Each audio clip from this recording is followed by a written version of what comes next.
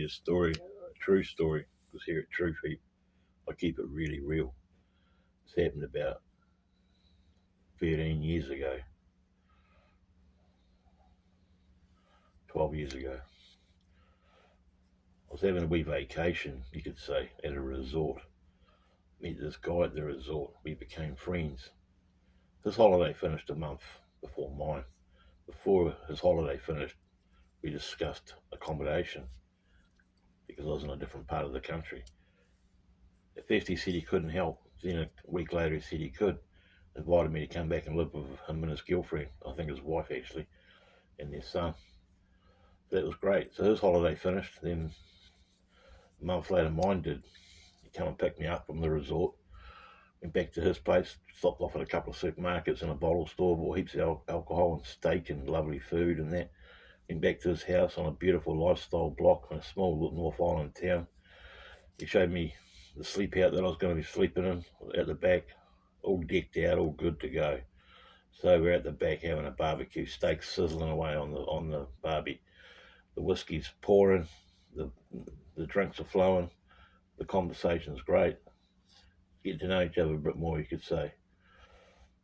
Started noticing his real sexy, hot, 38-year-old Cambodian princess girlfriend was sort of flirting with me a bit. Didn't think much of it, I just thought she was just being friendly. Anyway, as the celebration of sorts continued, he started getting a bit sleepy on it, and then he dozed off. Then the next minute, all I can remember is waking up in the sleep out with this sexy Cambodian lady bouncing up and down on my snake like a savage, screaming at me, "F-U-C-K me, you bastard," over and over again. And I certainly did. The snake went into the hole lots and lots of times that night. And I woke up the next morning with sore head. Well, I had two sore heads actually. No pun intended anyway. I felt a bit guilty about it. I felt really guilty about it. This guy was a nice guy. He was a maintenance engineer. He was out in the workshop drilling something together, putting something together. I went out there after having a few more fingers of liquid courage and said, "Listen, buddy, I've got something to tell you. It's really bad." He goes, "What is it, mate?" "Can't be that bad." I said, "Oh, mate, it is. It's really bad." And I feel so bad about it. He goes, "Just tell me, mate. Tell me." So I had another swig of the bottle and said to him, "Listen, buddy, last night I fornicated with your princess. I mean, she R-A-P-E-D'd me. She R-A-P-E-D'd me. I'm so sorry. I've already packed my suitcase. Please don't shoot me. I'll leave right now." And you know what he did? He gave me this real cool sort of cheesy sort of grin, put his arm around my shoulders and then slapped me on the back and said, "Don't worry about it, buddy. It's all good. Everyone tries and gets with my lady, and you're the first one to do it. So congratulations." I said, "Are you serious?" I said, "Yes, yeah, not a problem." I said, "Listen, baby, it'll never happen again. I'm so sorry." He said, "Don't worry about it, mate. It's all good. It's all good, man. I thought you were going to say you killed somebody."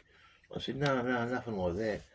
And he goes, "Oh, mate, nothing to worry about." I said, "Listen, I won't happen again. Thank you so much for forgiving me, brother." Anyway, the weekdays and the weeks and the months eventually rolled over. And every now and then, most nights actually, she'd be coming out to the sleep out to pay me a little visit. Now, at first, I tried to push her away because I had still, I still felt bad about it and guilty, and I didn't want it to happen again. But the power of her seduction, she was so gorgeous. She was like 38 going on 18, you know what I mean? And she had a body to die for, real petite, beautiful, so attractive, very attractive Cambodian woman. And yeah, she was a lovely lady, I should say. And so eventually she started pushing me back and onto the bed, and I just couldn't help myself, and she made a pig of herself. We both made pigs of ourselves. The snake was slithering a lot. The snake was getting jumped on all the time. And I don't know if he knew or not. He was a bit of a pisshead, and I don't think he could get it up. He can't have been getting it up or whatever, but, he didn't have any problems with it. And I started falling in love with her. I shouldn't have, but I did. And then he went away for another vacation and come back. He got back out, come back from the vacation and started getting a bit jelly belly on it. We started fighting over and all that, and I just went to custard. But it was a beautiful 9 months of my life.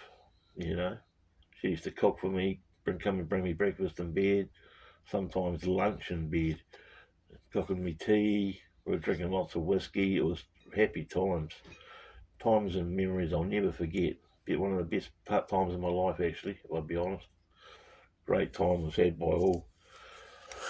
And then we eventually, jealousy and that, and alcoholism and all that, making it a road, and it just went to custard. And in the end, she chose him over me because he had the brains and the money, and I had the snake and the muscle. But she chose the money and the brains over the snake and the muscle, and I ended up shooting back down south with my tail between my legs. I even went back up there another time just to sort of get back in there, but it didn't work. But the moral of the story is, guys, is this. It's very important. The moral of the story is, don't ever be seduced or seduced, I should say, by any woman, especially a mate's woman, and never go with her, even no matter how much charm or how much seduction she puts on. I know it's easier said than done. I've never done it again since. I never will. But that time in my life, I did. And the other moral of the story is she should never have done that to him. She should never have done it.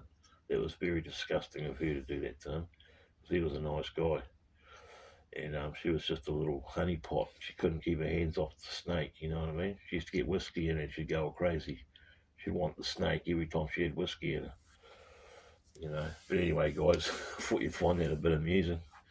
I thought I was going to get shot, or get kicked out onto the streets. But he took it on the chin like a trooper and forgave me and didn't really give a shit. And that's the story, guys. Cambodian lust trap.